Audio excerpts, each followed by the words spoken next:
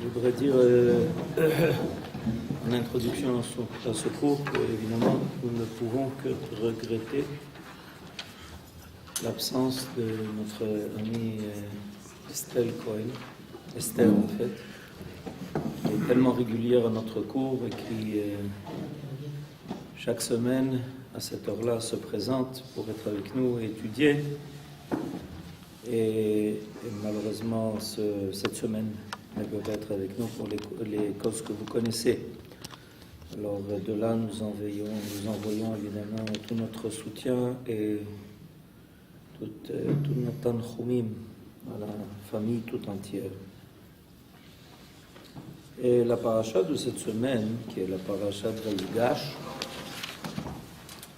qui est en fait l'avant-dernière paracha du Chumash de Bereshit, la semaine prochaine, la paracha de Vayechi, qui termine la série de toutes les parachiotes du livre de Bereshit.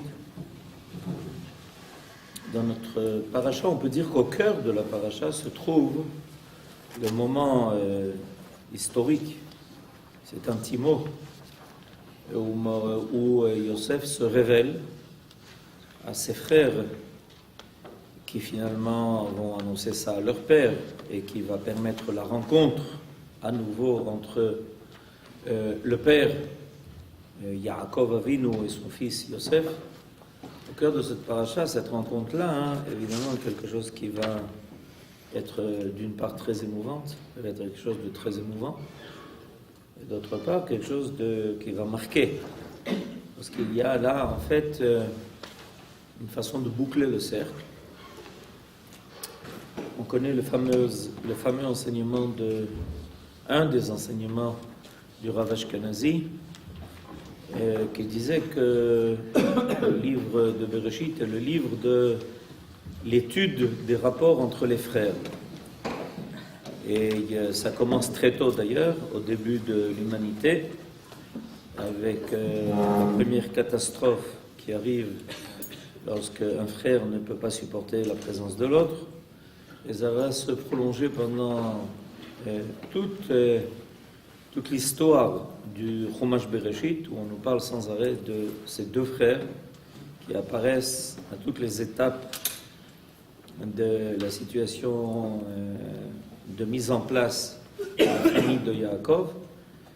Et là, à notre paracha, on arrive à surmonter cette énorme difficulté de la relation entre des frères. Cette difficulté évidemment vient du fait que quand on est très proche, on peut être très loin. C'est le problème. Si on n'est pas a priori destiné à être proche, on ne sent pas qu'on manque à quelque chose si on est loin. Personne ne ressent, par exemple, au moment où je suis en train de vous parler, un manque de fraternité vis-à-vis d'un des Chinois qui habitent dans des villages de Chine. Par contre, quand on essaye de faire apparaître l'idée de la fraternité et que cette idée n'apparaît pas, on sent qu'il y a un manque énorme, un vide qui amène tout de suite à une interpellation de remise en question. Comment se fait-il que des frères n'arrivent pas à être des frères? C'est une question grave. Et cette question grave, elle apparaît donc à travers tout le livre de Bereshit. Et la question est de savoir évidemment comment ça va se terminer, cette histoire de Yosef et de ses frères. Eh bien on l'a ici dans ce chapitre-là, le chapitre 45 du livre de Bereshit. Yosef, Velo yachol Yosef leitapek, lekol anitzavim alav, vaikra otziu kol ish me'alai, Velo amad ish ito beitvada Yosef el echav. Vaiten et kolo bivchi, vayishmeu Mitzrayim, vayishma bet paro. Traduction, Yosef ne put se contenir, malgré tout ce qui l'entourait, il s'écria, faites sortir tout le monde d'ici. Et nul homme ne fut présent lorsque Yosef se fit connaître à ses frères. Il éleva la voix en pleurant, les Égyptiens l'entendirent, la maison du Pharaon l'entendit aussi. Alors il y a quelque chose là qui se passe, qui est grave. C'est intéressant de voir ce qui est marqué ici. Pourquoi Yosef ne veut pas se révéler à ses frères en présence d'autrui? La Torah met un phare sur cette idée que Yosef ne peut plus se contenir de dire qu'il est Yosef à ses frères. Il les voit évidemment dans dans tout ce qu'ils sont en train de passer par son intermédiaire. Et donc à un moment donné, il dit, il n'y a plus de choix, il faut que je dise à mes frères que je suis leur frère. D'accord? Mais à ce moment-là, Yosef a encore la force de dire, Vaïkra, il élève sa voix pour dire, Otziu kol ish me'alai. Je ne veux personne ici.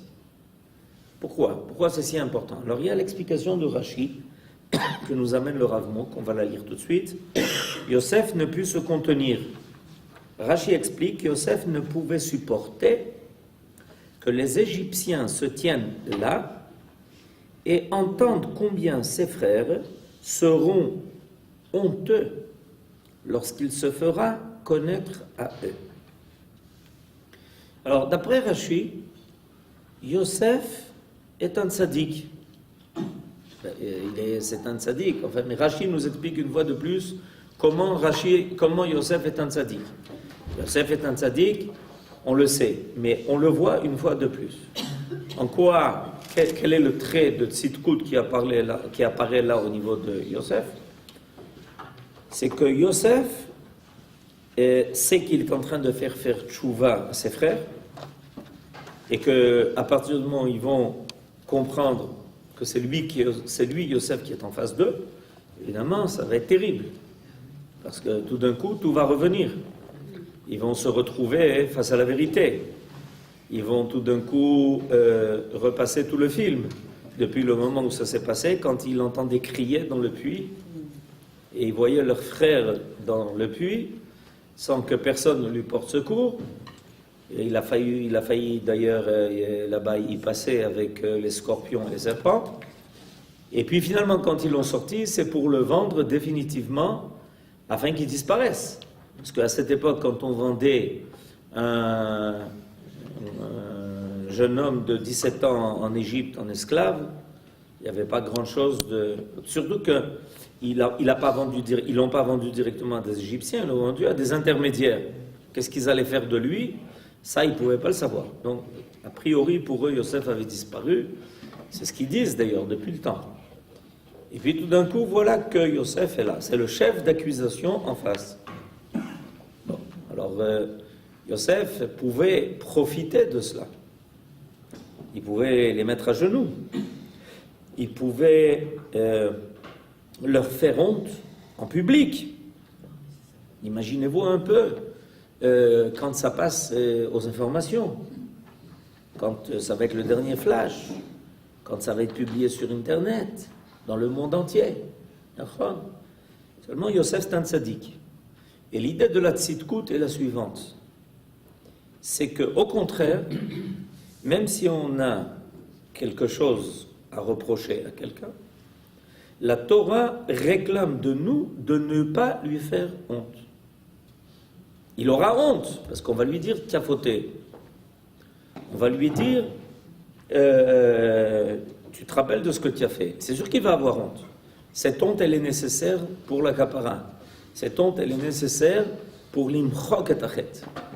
Mais on n'a pas besoin, on doit éviter, on doit tout faire pour que cette personne n'ait pas à souffrir de cette honte vis-à-vis de celui qui n'est pas impliqué. Ça, c'est l'idée. C'est à peu près l'antithèse de ce qui se fait aujourd'hui. Parce qu'aujourd'hui, c'est pire que ça. Mais c'est à peu près l'antithèse de ce qui se fait aujourd'hui. Si on a la possibilité de raconter les pires choses en les publiant le plus possible en y faisant participer le monde entier, et en surtout que tout le monde dans le monde sache qu'un tel ou une telle a fait telle chose, on a gagné la partie journalistique. Eh bien, on a fait la pire des choses. On a fait la pire des choses parce que, en réalité, notre but, c'est quoi? C'est de ramener l'homme à lui-même. C'est de lui redonner sa dignité. En reconnaissant sa faute, l'homme retrouve sa dignité. Si, par contre, au lieu d'amener la personne à cela, on, une fois pour toutes, la traite comme la dernière des personnes, et Yosef aurait pu, évidemment, à partir de ce moment-là, amener ses frères à ne plus être considérés. On dit « Ah, c'est ça la famille de Yaakov !» Eh bien voilà, une drôle de famille. On parle de Yaakov comme un homme, un personnage extraordinaire. Il faut savoir qu'à cette époque, historiquement parlant, tout le monde connaissait Avraham, Yitzhak et Yaakov. Ah oui, oui, tout le monde connaissait. Tout le monde savait qui ils étaient. C'est des personnages d'une importance énorme. Et les grands de ce monde avaient des relations avec eux. Ils avaient des rapports avec eux. On le voit, dans la Torah, on le voit. On voit que par exemple, Abraham est reçu par Malki-Tzedek, qui est le roi de Jérusalem de cette époque, qui est, en fait, Malki-Tzedek, le fils de Noach, Shem. On voit que Yitzhak, il a comment dirais-je, une conversation avec Avimelech, qui est le roi des Philistins. On voit qu'Avram descend en Égypte, et dès que Pharaon finit par réaliser que la femme qu'ils ont kidnappée n'est autre que Sarah, la femme d'Abraham, il est paniqué, il dit mais il faut tout de suite les renvoyer, il faut tout de suite rendez-lui sa femme, rendez-lui tout ce qu'il a, prends des cadeaux, enfin part, ne reste pas ici, c'est pas pour toi, tu comprends pas. Il faut bien comprendre qu'à cette époque, Abraham, Yitzhak et Yaakov sont les personnages de la génération, de leur génération. Tout le monde les connaît dans le monde entier. Les rois tout entiers les connaissent tous. Le roi de Sodome, il parle avec Abraham, il lui dit, mais prends le butin. Quand il a sauvé Lot et qu'il a réussi à vaincre les 4 rois que personne n'avait réussi jusqu'à présent à vaincre, n'oublions pas qu'Abraham est le vainqueur par excellence de la première guerre mondiale qui a eu lieu. La première guerre mondiale qui a eu lieu, de 4 rois contre 5, Abraham les a vaincus tout seul, tous les 4. Donc il est un personnage extrêmement important. Et puis imaginez-vous que tout d'un coup, Yosef dit, voilà, eh ben c'est leurs enfants. C'est leurs enfants, petits-enfants, c'est eux. On dit, ah oui, c'est ça? Eh bien alors là, c'est du joli. Vous comprenez la boucha? Comme de temps en temps, ça se fait de nos jours, quoi. On dit, ah ben c'est ça, c'est vous qui avez fait ça. Vous comprenez? Alors Yosef est très respectueux de cela. Parce que c'est un tzaddik, parce qu'il comprend qu'en réalité, finalement, tout ce qui doit être réparé dans le monde va le faire par l'intermédiaire de ses frères. C'est-à-dire que l'idée que maintenant Yosef est en train de mettre en place, c'est que le Ham Israël va faire en son sein la tchouva des fautes qui sont dans le monde entier. Vous avez compris ce que je viens de dire? Voilà. En fait, quand on suit l'histoire de la fraternité, elle n'a pas commencé chez nous. Le fait que le premier frère a tué le second, ça n'a rien à voir avec nous. Mais à un moment donné, qui est-ce qui va finir par récupérer cette idée de la fraternité? C'est Israël. C'est-à-dire que le Ham Israël, finalement, reçoit ce tafkid. C'est un tafkid qui est énorme. On doit endosser toutes ces fautes-là du monde entier. Comme notre mère Sarah va récupérer la faute de Chava. Et depuis, toutes les femmes juives, dans leur foyer, récupèrent l'erreur de Chava par les mitzvot les plus importantes qui incombent à une femme, et on dit voilà. C'est ce travail qui est fait. Alors, c'est de ça que Yosef est conscient. Alors, au lieu de leur faire honte, au contraire, il sait qu'il précisément le monde a besoin d'eux, parce ils vont faire tchouva de cette faute qui depuis des milliers d'années poursuit l'humanité, que des frères ne sont pas capables de s'arranger entre frères. Et cette tchouva, c'est une tchouva qui va d'abord se faire au sein de la famille de Yaakov, qui est devenue entre-temps Israël, pour que cette tchouva puisse irradier, puisse éclairer l'ensemble du monde entier. Et le Ham Israël étant issu d'une famille qui a réussi l'idée de la fraternité, pourra finalement conduire l'humanité à l'idée de la fraternité. Il y en a qui en ont fait des devises, mais entre-temps, à part les devises sur les murs, il n'aurait pas resté grand-chose de ça. Oui, qu'est-ce que vous vouliez dire? Donc, ce que tu disais, c'est que, effectivement, il est évident que la fraternité joue un rôle très important. Mais il y a deux choses qui me culminent, c'est que Yosef, il a quand même testé ses frères. Il les accusait de voler, d'être des espions, etc. Donc les amis ont difficulté vis-à-vis des Égyptiens. Il y avait l'environnement égyptien qui était... Bon, c'est vrai qu'il les a mis en difficulté en tant qu'Hébreux, pas en tant que frères. Mais ensuite, lorsqu'il s'est retrouvé face à Yehuda et ses frères, il a senti une émotion le latin, et au lieu de pleurer devant les Égyptiens, il a demandé qu'ils sortent. Donc il y avait une émotion qui s'exprimait. Donc il y avait aussi une sorte de pudeur de lui-même aussi, je suppose, vis-à-vis des Égyptiens. Hormis évidemment le fait qu'il voulait donc rassurer ses frères et ne pas donc humilier ses frères, il y avait aussi une expression de son émotion qui s'exprimait. Et donc les pleurs pouvaient éventuellement dénaturer un petit peu le rôle qu'il avait vis-à-vis des Égyptiens. Voilà. Il peut y avoir les deux. En réalité, et ça touche la deuxième dimension, ce que nous venons d'apprendre avec Rashi, c'est fondamental. Il faut en être conscient. C'est fondamental. Mais il y a une deuxième dimension. Et cette deuxième dimension qui se cache à travers le message de la Torah, et que vous parliez de pudeur. Mais à quoi sert la pudeur?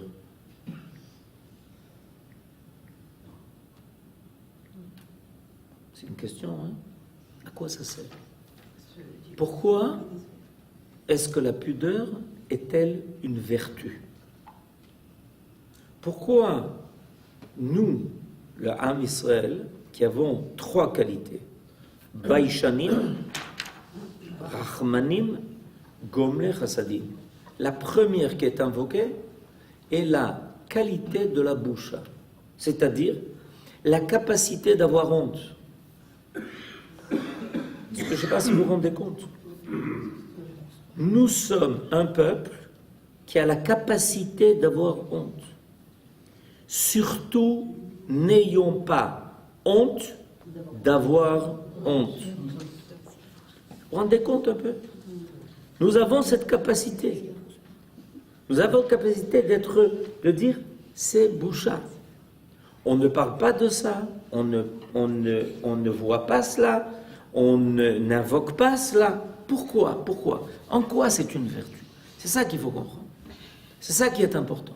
Parce que vous venez parler d'un concept qui est extrêmement important. Et c'est vrai. Dans la rencontre entre Yosef et ses frères, on voit cette boucha.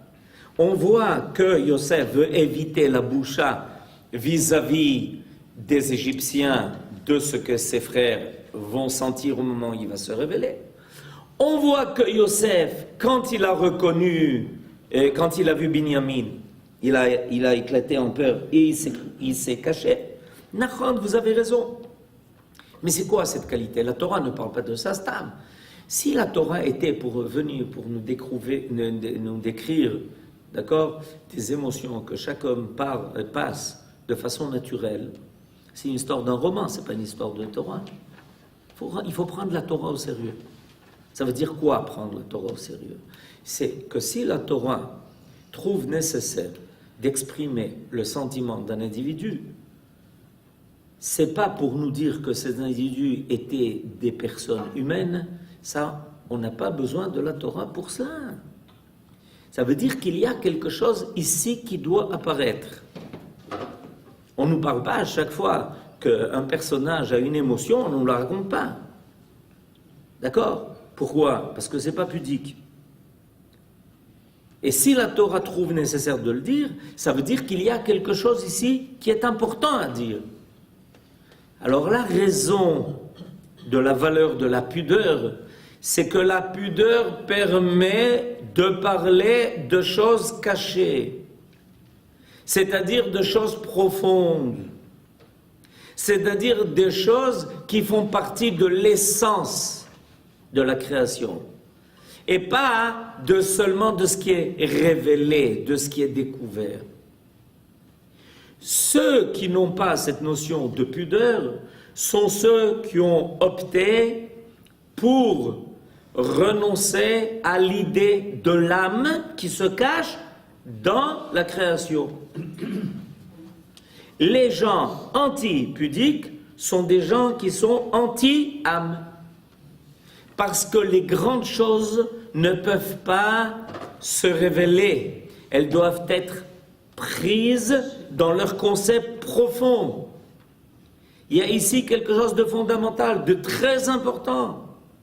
Quand on veut parler du moment le plus extraordinaire dans l'année, quand on parle de Yom Kippour et que le Kohen Gadol rend le Kodesh HaKodashim, personne ne voit ce qui se passe là-bas. Pourquoi pas?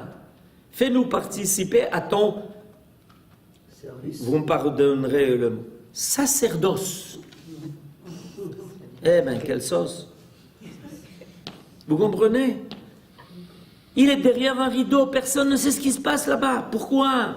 Parce qu'il est en train de rencontrer quelque chose qui ne peut pas être capté, ni par la vue, ni par l'ouïe, ni par aucun des sens. C'est quelque chose qui est au-dessus des sens.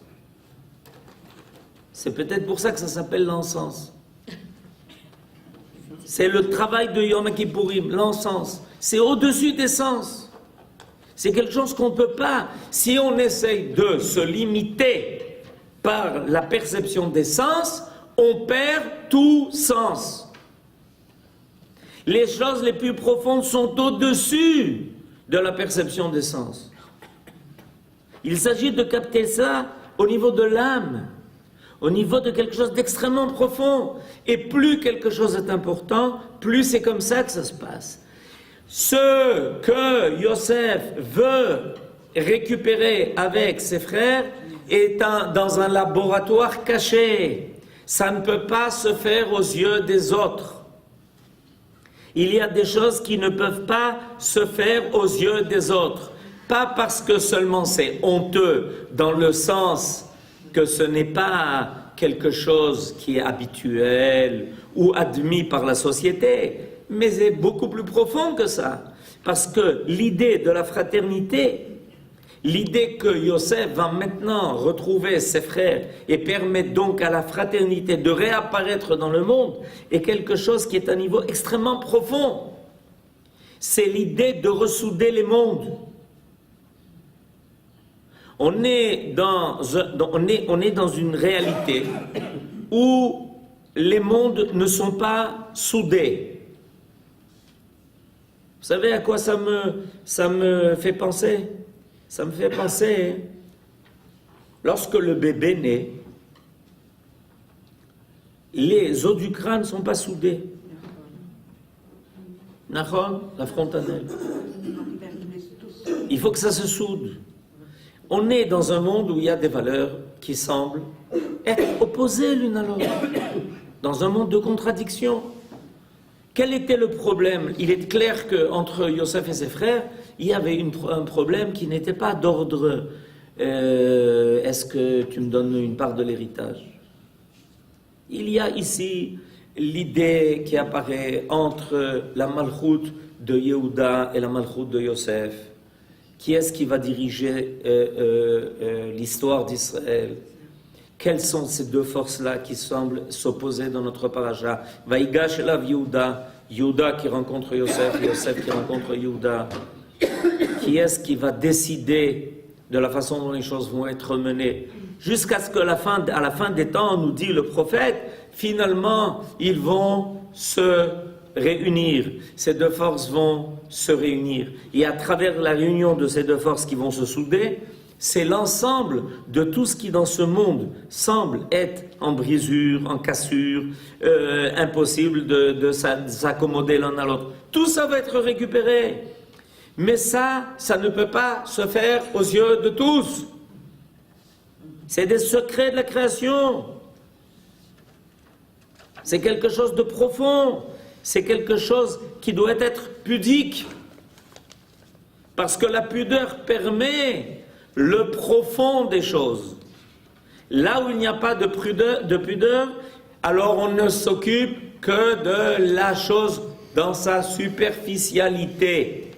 C'est le superficiel qui domine et qui ne permet pas de toucher aux choses profondes des choses, qui ne permet pas de parler de l'essence des choses, de la valeur des choses. C'est pour ça qu'on a laissé un monde sans valeur. Parce qu'on a décidé que tout devait être dit, tout devait être montré, tout devait être raconté. Alors il n'y a plus possibilité de parler de choses profondes. Personne ne comprend. Quand tu commences à parler de choses profondes, les gens te disent « Mais vous voulez dire quoi, monsieur ?» Parce que on n'a plus ce sens qui est au-dessus des sens. On l'a effacé. Zéo, nigmar hasipour. Et Yosef, lui, il a cette sniout, on l'a vu. Il a cette sniout. Et il sait que la possibilité de rencontrer ses frères ne peut se passer que dans ce domaine de la tsniout, que dans la possibilité que les choses soient dans un laboratoire secret. Maintenant, au fur et à mesure, une fois que l'expérience va réussir dans ce laboratoire secret, petit à petit, ça va commencer à irradier. Zéou. Pour le monde entier. Ça va finir par, finalement, être l'histoire de l'humanité avec son aboutissement heureux, où les peuples, au lieu de s'entretuer, finiront par s'entraider. Il y a deux possibilités, s'entretuer ou s'entraider. Alors, au lieu de s'entretuer, comme l'a fait Caïn avec Hevel, il y aura la possibilité de s'entraider. Nachon, c'est Yehuda et Yosef, qui, avec le retour d'Israël, à nouveau, mènent ensemble cette avancée vers la conclusion, vers la perfection du monde. Et c'est pour ça que Yosef dit Otziu kol ish me'alai. C'est pas quelque chose qui peut se faire aux yeux de Ish. On est ici dans un laboratoire divin. Quand on est dans un laboratoire divin, il n'y a pas une histoire de Ish. Il y a des choses qu'il faut faire sans qu'il y ait Ish.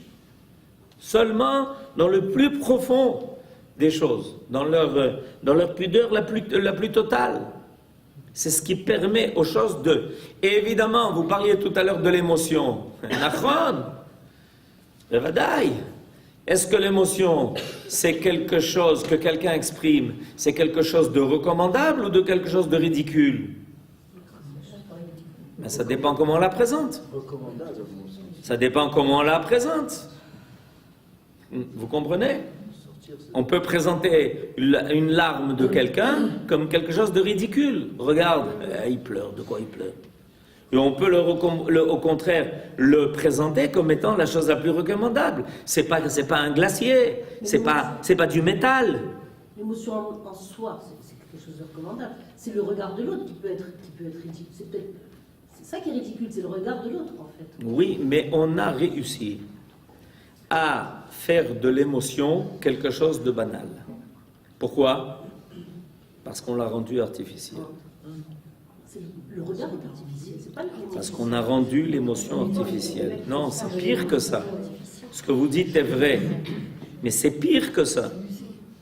On a rendu l'émotion artificielle en provoquant une émotion à propos de quelque chose qui n'existe pas. On vous fait un film et tout le monde pleure.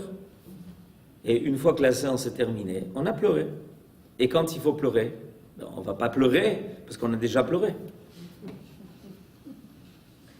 Vous avez compris le problème? C'est pire que ça. Quand on cause des émotions artificielles, quand arrive le moment où la véritable émotion doit apparaître, d'accord, elle est plus là. Parce qu'on nous a appris à contrôler son émotion. C'est ce qui se passe en ce moment. Daesh, c'est leur politique, en fait. Ils habituent le monde entier à... Daesh est le résultat d'une civilisation qui a déjà mis en place le mécanisme qui lui permet d'apparaître. C'est ça, parce que C'est pas eux qu'il faut accuser. C'est pas eux qu'il faut accuser. On n'a pas entendu. Je dis que Daesh est apparu, parce qu'on a dit Daesh c'est ce qu'il cherche. Je dis que Daesh est apparu dans une civilisation qui a permis à ce phénomène d'apparaître. C'est pas eux qui ont inventé la caméra. C'est pas eux qui ont inventé les caméras qui se baladent partout et qui montrent les pires des choses. C'est pas eux qui ont filmé une opération en direct où on voit les intestins de l'autre. Si vous n'avez pas grand-chose à faire, vous pouvez suivre une opération en direct dans une salle d'opération. Heureusement qu'il est là, monsieur. Vous comprenez? Alors, c'est pas eux qui ont inventé la possibilité de voir en direct un assassinat. Vous savez que ça existe? Ah, vous n'avez pas entendu parler de ça. C'est pas eux qui ont inventé ça. Avant Daesh, il y a des assassinats qui ont été filmés et qui ont été envoyés en direct dans le monde entier. C'est pas eux qui ont inventé ça. Ils ont profité, dans le mauvais sens, de tous les instruments qui avaient déjà été mis en place par une civilisation qui ne croit plus à rien. À force de, évidemment, ce manque de pudeur dans tous les domaines, les gens n'ont plus. Ils n'ont plus de possibilité de réagir de façon naturelle. Plus impossible. Tout est mis en place. D'accord? Et zéro. Il faut bien comprendre, c'est exactement la possibilité de tuer tout sentiment. Et ça, la Torah nous dit, voilà, précisément à ce moment-là, imaginez-vous combien de caméras auraient voulu être à ce moment-là quand Yosef va dire à ses frères, Ani Yosef. Mais vous, il y a un journaliste qui aurait voulu rater cela. D'accord? Qu'est-ce qu'il a fait Yosef? Eh bien, il a fait sortir tous les journalistes. Il n'y a plus personne. Il n'y avait plus personne. Kolish, moi et mes frères. Et si eux ont honte, et que moi je pleure, et que pleure, on n'a aucun problème. Akol beseder. D'accord? On peut être naturel.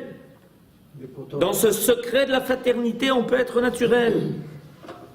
Et pourtant, la Torah en parle. Ah, il a fait. J'attendais la question. Alors Abraham dit, mais attendez, on en parle quand même. Nachon. Mais comment la Torah en parle? Est-ce que vous connaissez la scène où Noach, après s'être enivré, on l'a étudié cette semaine au collège, où Noach, après s'être enivré dans sa tente, complètement dénudé, tout d'un coup, il y a le petit-fils, probablement déjà encouragé par son père, qui va raconter, ouais, vous savez pas ce que j'ai vu, venez voir. Mais qu'est-ce que la Torah nous raconte? Elle nous raconte comment les deux fils, Shem et Yépheth, quand ils ont entendu ça, au lieu de prendre une caméra, ils ont pris tout de suite un vêtement et ils sont allés à reculons pour pouvoir couvrir leur père sans le voir. Et même arrivés devant lui, quand ils ont été obligés de se retourner pour le recouvrir, ils ont tourné leur visage. Et on a appris cette semaine que même qu'a priori ça pouvait être à ce moment-là permis, ils ont bien pris soin de ne pas profiter de même ce qui était permis.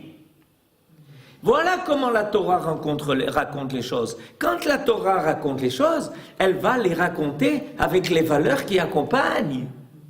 Pas, je laisse au soin du spectateur de décider de lui-même, est-ce que ça lui plaît et est-ce que peut-être il a envie d'imiter. Vous avez entendu ce que je viens de dire? Peut-être que j'aurais envie d'imiter ce que je suis en train de voir. Et pas toujours les bonnes choses, Est-ce qu'on a pensé à ça, que peut-être ceux qui vont assister à ce spectacle, ils vont peut-être avoir envie d'imiter ceux qui sont en train de voir?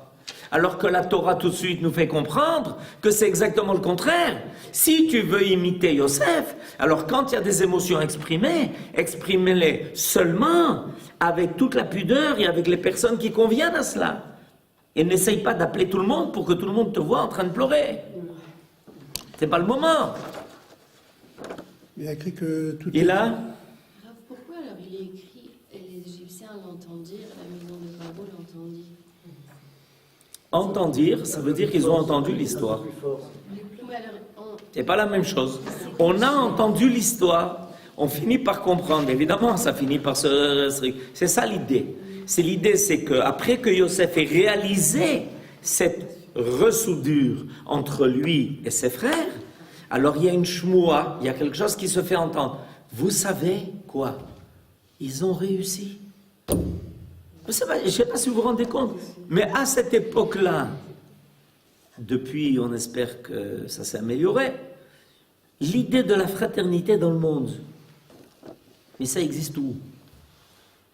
Est-ce que vous savez que très souvent à cette époque-là, quand un roi avait plusieurs fils, celui qui voulait régner, la première chose qu'il faisait, c'était d'abord tuer tous les frères vivants. Vous avez étudié un peu l'histoire? Je vous recommande.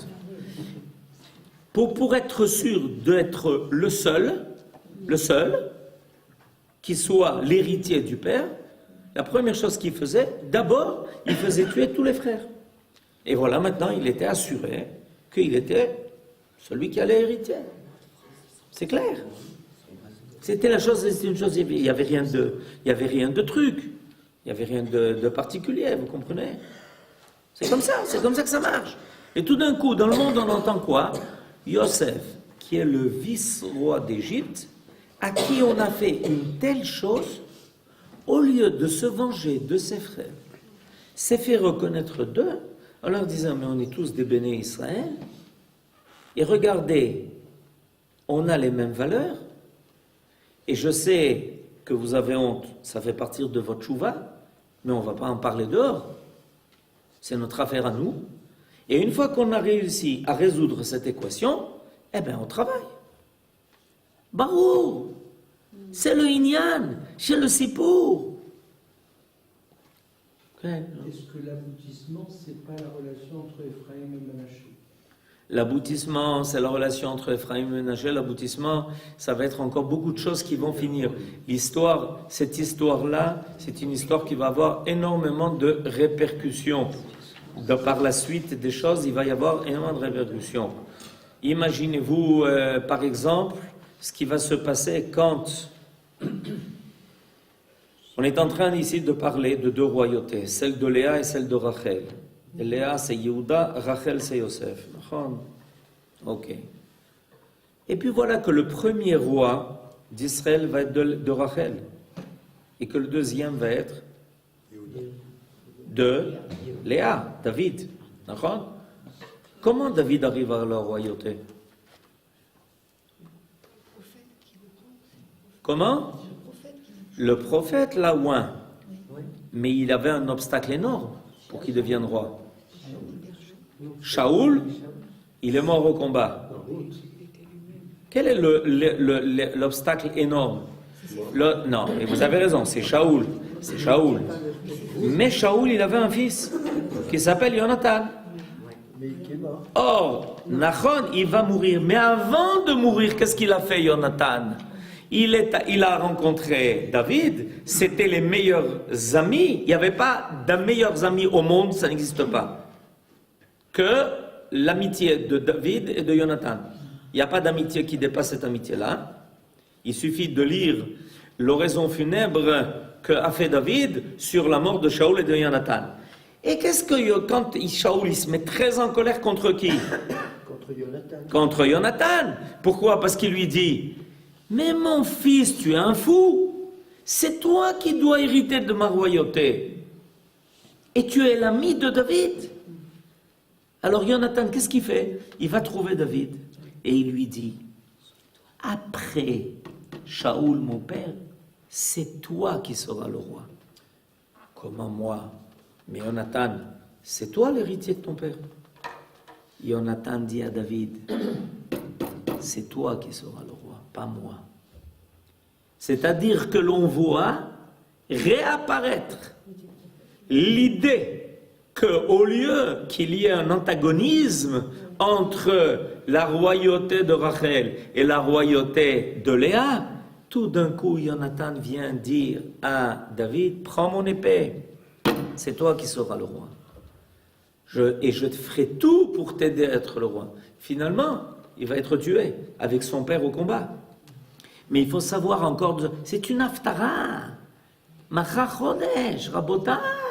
C'est la haftara de la veille de Rosh. Quand Shabbat tombe la veille de Rosh Chodesh, on dit cette haftara et on parle de quoi? On parle précisément de cela, où Jonathan vient prévenir David en lui disant, tu sais, mon père veut te tuer.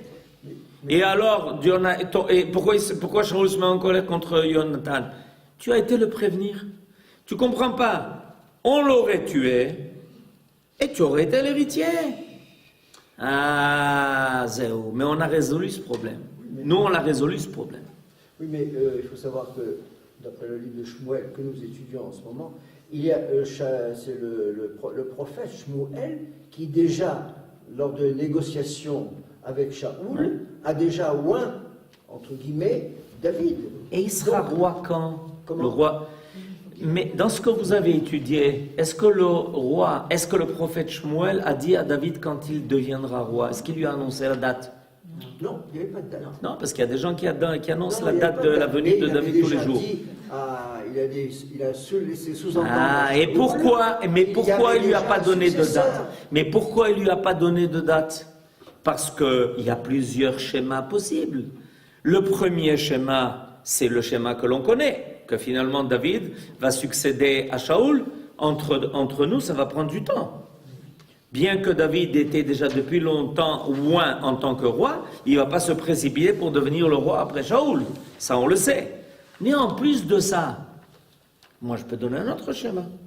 Shaoul, Jonathan, et après David, peut-être. Peut-être le fils de Jonathan. Shaoul, Jonathan, le fils de Jonathan, on sait même son nom. Pourquoi pas? Mais pourquoi Mais pas? il y avait un projet divin. Mais là, je suis en train de vous parler, moi, du projet divin. Le projet divin, c'était de passer de Shaoul à David. Ça, c'est pas marqué dans le livre de Shmuel, que ça se fasse immédiatement. Et je vais vous dire plus que cela. Le roi David, après la mort de Shaoul, attend juste 7 ans. Si c'est si simple que ça, pourquoi est-ce qu'il attend 7 ans à Hebron? Il attend 7 ans à Hebron. Et qu'est-ce qu'il fait à Hebron pendant 7 ans? Mais le projet divin, c'est que, on t'attend, monsieur. Ah non, moi je suis pas pressé. Qui dit que le projet divin c'était comme ça? Qui dit que le projet divin c'était tout de suite, après la disparition de Shaoul, David? Qui dit? La possibilité aurait pu être Shaoul, Jonathan. Et après Jonathan? Après Jonathan, son fils, Méphibosheth. Et David? Il aurait été, au lieu d'être roi pendant 33 ans, il aurait été peut-être roi pendant 3 ans. Qui dit? Où c'est marqué, c'est pas comme ça. Qui a décidé à l'avance? Maintenant, évidemment, nous on a lu entre-temps la Bible, on a progressé, on a avancé, on a vu finalement ce qui s'est passé. Mais il faut savoir qu'a priori les options étaient ouvertes. Personne, Shmuel n'a jamais dit à Shaoul de son vivant, Shmuel, de son vivant à lui, n'a jamais dit à Shaoul, monsieur, toi ta royauté c'est 1 an, au bout d'1 an, tu dégages et tu laisses David être roi à ta place. Jamais il lui a dit ça. Vous savez quand est-ce que Shaoul a entendu ça pour la première fois? Après que Shmuel est mort. De qui il a entendu ça? De Shmuel. Quand ça? Après la mort de Shmuel. Et alors, Shaoul dit à Shmuel, alors qu'il est en train de parler avec lui après qu'il soit mort, il lui dit, mais pourquoi tu ne m'as pas dit ça avant? Il dit quoi? De mon vivant, tu voulais que je te dise que c'est David qui va être à ta place? Ça, j'étais pas obligé, je ne pouvais pas te le dire. Et pourquoi maintenant tu me le dis? Il dit là, je suis dans le Olam Haemet. Dans ce qu'il a laissé entendre. Dans le Olam, c'était ce qu'il a laissé entendre, mais ce n'était pas marqué. C'est ça la grande différence. Maintenant, dans le Olam Haemet, sache une chose, c'est que demain, toi, tu vas mourir avec tes fils. Zéro, maintenant je ne peux plus rien te cacher. Zéro, c'est trop tard. Mais ça, il y a d'autres possibilités, il y a d'autres schémas. En tout cas, on a parlé de ça pour comprendre que Yosef est en train de réaliser quelque chose ici de dimension cosmologique. Et plus les choses qu'on réalise sont des choses profondes, vraies, authentiques, sincères et essentielles, plus elles sont d'un domaine de la pudeur. Shabbat shalom.